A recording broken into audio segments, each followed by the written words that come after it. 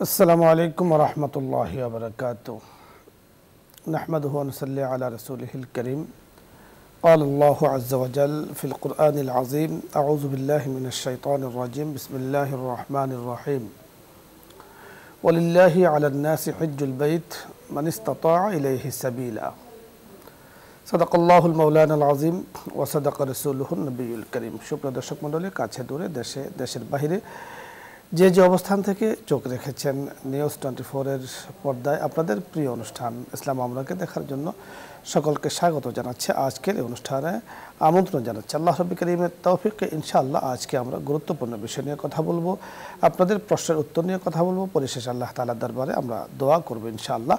যারা চান ইনশাআল্লাহ আমাদের সাথে দোয়ায় শরীক হতে পারেন। আল্লাহ তাআলা পবিত্র হজকে ফরজ করেছেন, ইসলামের অত্যন্ত গুরুত্বপূর্ণ একটি বিধান। যে হজের রয়েছে ইতিহাস, কখন থেকে হজ ফরজ হয়েছে, আলহামদুলিল্লাহ তখন থেকে নিয়ে আজ পর্যন্ত মানুষ প্রতি বছর সারা বিশ্বের আনাজ কানাজ থেকে ছুটে যাচ্ছে বাইতুল্লাহ শরীফের তাওয়াফে, সাই এবং ওকুফে আরাফা, ওকুফে মুজদালিফা, জামারাত ইত্যাদি পালন করার জন্য। এবং হজের বর্তমান সিস্টেম শুরু হয়েছে কবে থেকে আমরা আলোচনা শুনবো, এবং এর আগ থেকেও বাইতুল্লাহ শরীফের তাওয়াফ কিন্তু শুরু হয়েছে। যেদিন থেকে আল্লাহ তাআলা বাইতুল্লাহকে নির্মাণ করেছেন তখন থেকে তাওয়াফ শুরু হয়েছে। আজকে যে বিষয় নিয়ে আমরা কথা বলার জন্য আপনাদের কাছে বলেছি, এই বিষয় নিয়ে আলোচনা করবেন বিশিষ্ট ইসলামী চিন্তাবিদ, মিডিয়া আলোচক, মিডিয়া উপস্থাপক, আপনাদের সকলের পরিচিত মুখ শেখ ডক্টর মোহাম্মদ অলিউর রহমান খান, মুহাদ্দিস, ইসলামিক ফাউন্ডেশন, বাংলাদেশ। আসসালামু আলাইকুম ওয়া রাহমাতুল্লাহি ওয়া বারাকাতুহু। ওয়া আলাইকুম আসসালাম ওয়া রাহমাতুল্লাহ। জি শেখ, কেমন আছেন? আলহামদুলিল্লাহ ভালো, আপনি কেমন আছেন? আলহামদুলিল্লাহ, আল্লাহ তাআলা ভালো রেখেছেন। আজকে আপনার কাছে আমরা শুনবো যে হজ অত্যন্ত গুরুত্বপূর্ণ এক বিধান। এই হজের ফরজ হওয়ার যে ইতিহাস, বর্তমান যে নিয়মে আমরা হজ করি, এই ইতিহাস আপনার কাছে আমরা শুনবো। জি ধন্যবাদ। আউযু বিল্লাহি মিনাশ শাইতানির রাজীম, বিসমিল্লাহির রহমানির রহিম। ওয়া আতিম্মুল হজ্জা ওয়াল উমরাতা লিল্লাহ। আল্লাহ রাব্বুল আলামিন মুসলমানদের উপর যে গুরুত্বপূর্ণ 4টি ইবাদত দিয়েছেন, সালাত, যাকাত, সওম, হজ। হজ হলো সেই একটি গুরুত্বপূর্ণ ইবাদত যার জন্য নির্দিষ্ট পবিত্র স্থান আল্লাহ কর্তৃক নির্ধারিত। সেটি হলো বাইতুল্লাহ, মসজিদুল হারাম এবং মক্কা নগরীতে অবস্থিত মিনা, মুজদালিফা, আরাফাত ইত্যাদি। তো আল্লাহ তাআলা বাইতুল্লাহ নির্মাণ বা তার নির্দেশে হযরত আদম আলাইহিসসালামের সময় যখন এটি নির্মিত হয়, তখন থেকেই আদম আলাইহিসসালাম পরবর্তী নবী রাসূলগণ বাইতুল্লাহকে তওয়াফ করতেন। তওয়াফের বিষয়টি এটি ইবাদতের একটি অংশ ছিল।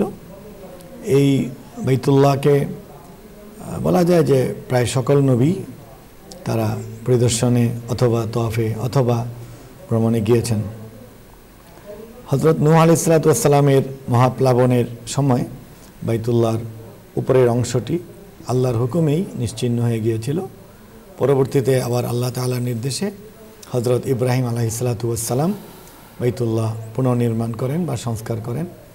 তখন আল্লাহ তাআলা তাকে বলেছিলেন, ওয়াআযিন ফিন-নাসি বিল হজ্জি ইয়াতুকা রিজালান ওয়া আলা কুল্লি যামিরিন ইয়াতিনা মিন কুল্লি ফাজ্জিন আমিক। কুরআনুল কারীমের সূরা আল হজ্জে এই নির্দেশটি এসেছে যে ইব্রাহিম, আপনি মানুষের কাছে হজের এলান করুন। মানুষ পৃথিবীর বিভিন্ন প্রান্ত থেকে তারা সোয়ারে আরোহণ করে অথবা পদব্রজে এখানে তওয়াফ করতে আসবে, এরপর হজের অন্যান্য আনুষ্ঠানিকতা করবে। তো এরপর থেকেই ইব্রাহিম আলাইহিস সালামের আহ্বানে মানুষ বা মুসলমানরা হজ করে চলেছেন। তো এগুলো বিভিন্ন নবীর সময়ে বিভিন্ন আনুষ্ঠানিকতা ছিল, নিয়ম পদ্ধতি ভিন্ন ছিল। আর আমাদের শ্রেষ্ঠ নবী হযরত মুহাম্মদ সাল্লাল্লাহু আলাইহি ওয়াসাল্লামের শরীয়তে বা কুরআনুল কারীমের নির্দেশনা অনুযায়ী হজ ফরজ হয়েছে। এটি সর্বসম্মত বা সবচেয়ে নির্ভরযোগ্য সময় হলো নবম হিজরিতে।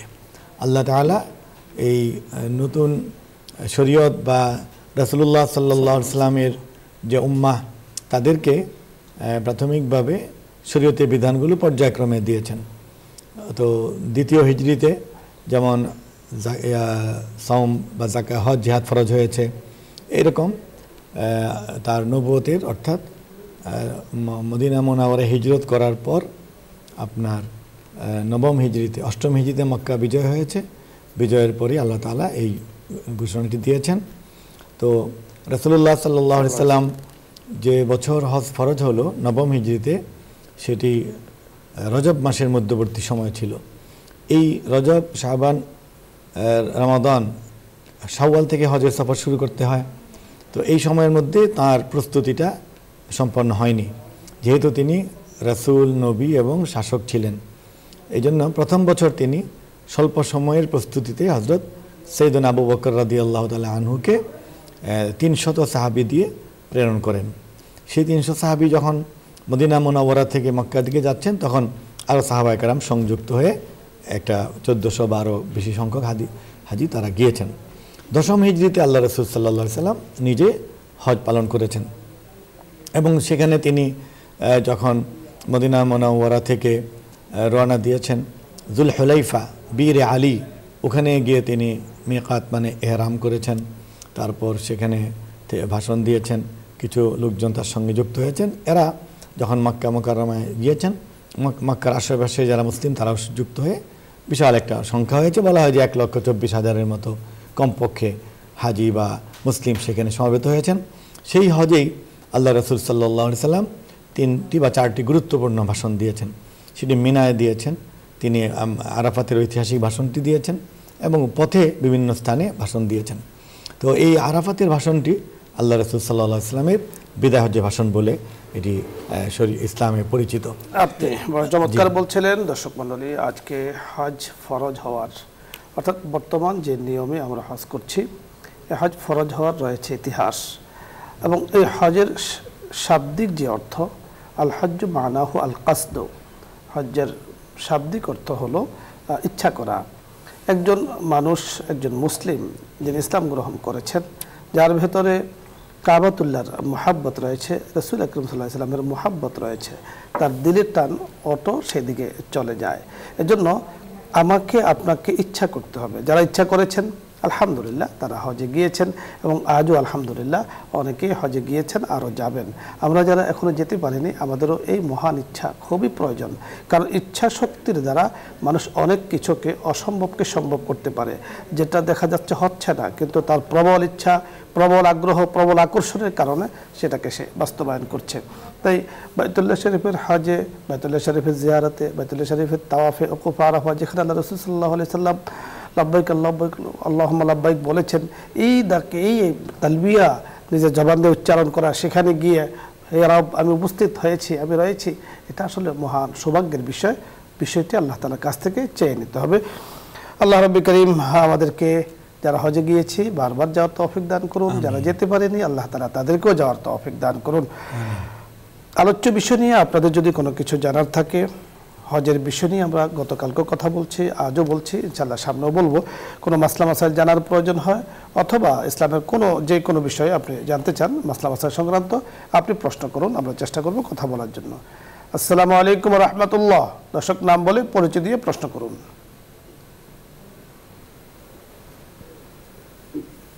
আসসালামু আলাইকুম হুজুর।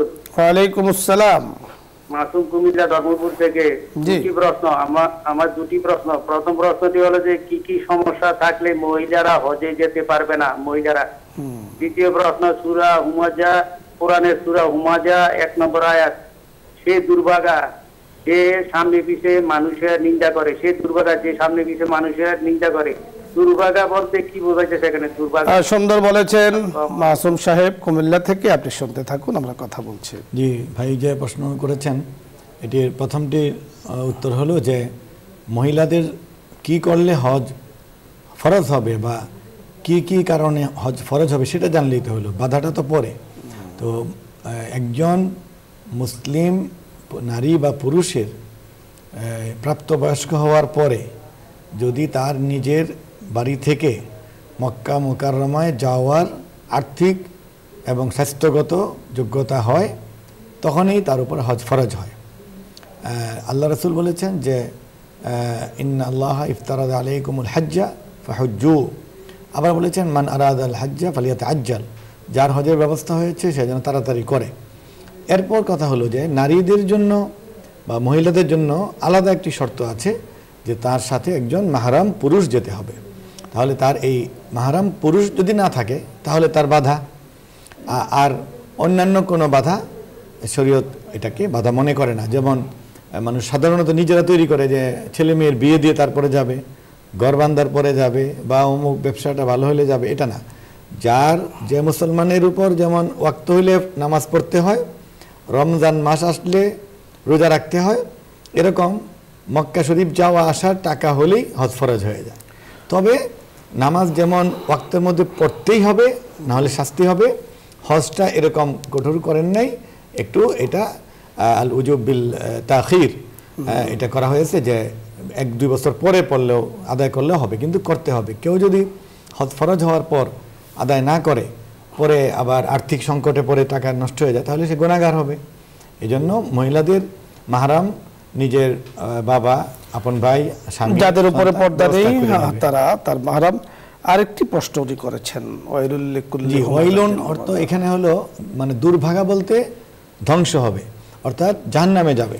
এই ওয়াইলুন অর্থ হলো মানে শাস্তি।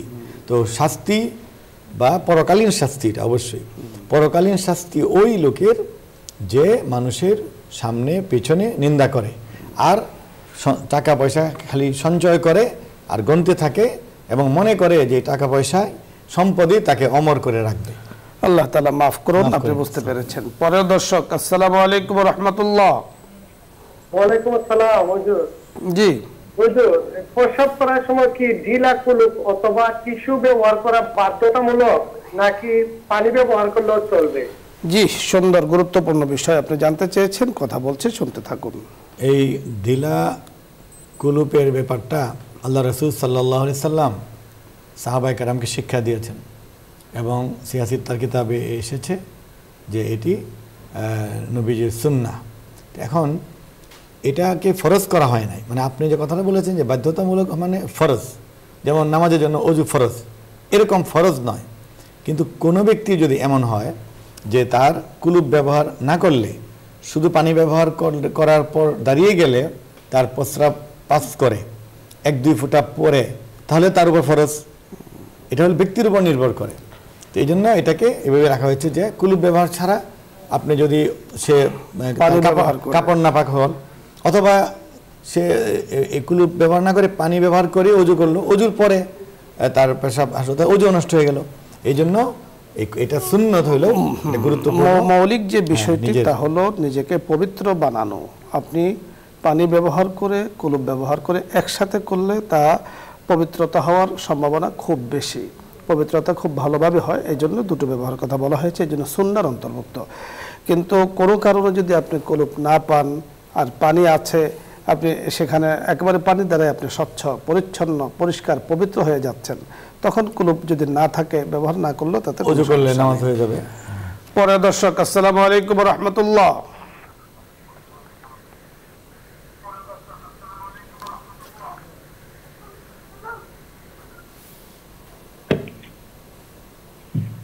আসসালামু আলাইকুম। ওয়ালাইকুম আসসালাম। জি, আপনি প্রশ্ন করুন।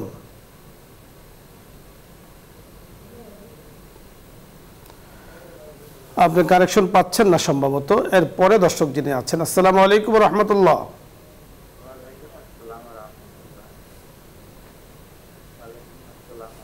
খুব আস্তে আস্তে আপনার কথাগুলো শোনা যাচ্ছে, আমাদের কাছে পরিষ্কার নয়। পরের দর্শক, আসসালামু আলাইকুম। আসসালামু আলাইকুম। ওয়ালাইকুম আসসালাম ওয়া রাহমাতুল্লাহ। টিভির ভলিউম কমিয়ে কথা বলুন। হ্যাঁ হুজুর, আমার জানার ইচ্ছা যে যে মহিলার পুত্র সন্তান নাই, স্বামী নাই, ভাই নাই, সে কিভাবে হজে যাবে? সুন্দর বলেছেন, যে বুঝতে পেরেছেন। এরকম মহিলা খুব কম দুনিয়াতে। যদি দেখা গেল যে তার আপনার স্বামীও নাই, ছেলেও নাই, আমি বলি যে আপন মামা থাকতে পারে, আপন চাচা থাকতে পারে, আপন বোনের ছেলে থাকতে পারে, আপন ভাইয়ের ছেলে থাকতে পারে, মেয়ের জামাই থাকতে পারে, আর অনেকগুলো সুযোগ আছে। এরকমও যদি না হয় তাহলে উনি যাবেন না। শরীয়ত বলেছে এই নারী যাবে না। সে কি করবে? অন্য একজন ভালো পরহেজগার মানুষকে টাকা দিয়ে বদলি হজ করাবে, উনি পরিপূর্ণ সওয়াব পাবে।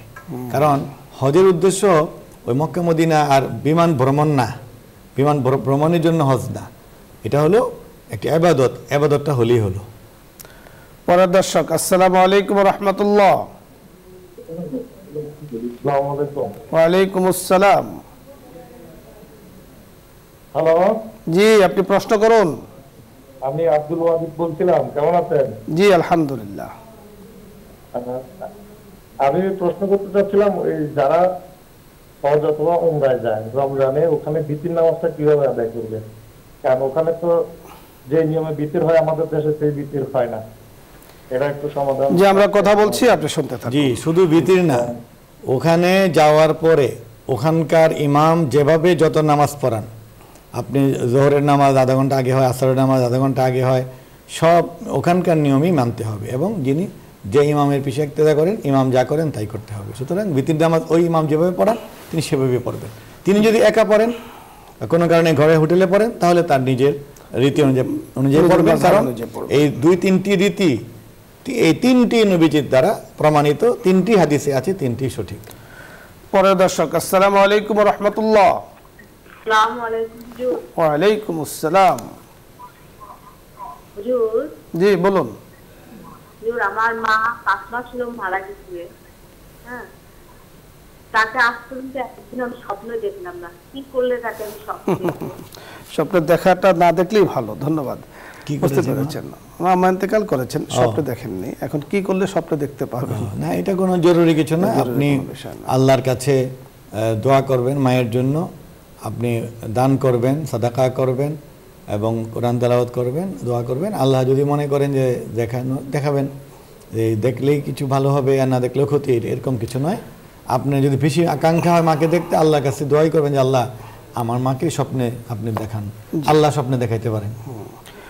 চমৎকার, সুন্দর বলেছেন শায়েখ আপনি, জাযাকাল্লাহু আহসানাল জাযা। দর্শক মণ্ডলী, আপনাদের সকলকেও আল্লাহ পাকের শুকরিয়া আদায় করছে, ধন্যবাদ জানাচ্ছি। আল্লাহ রাব্বুল কারীম আমাদেরকে দ্বীনি বিষয় নিয়ে কথা বলার মতো তৌফিক দিয়েছেন।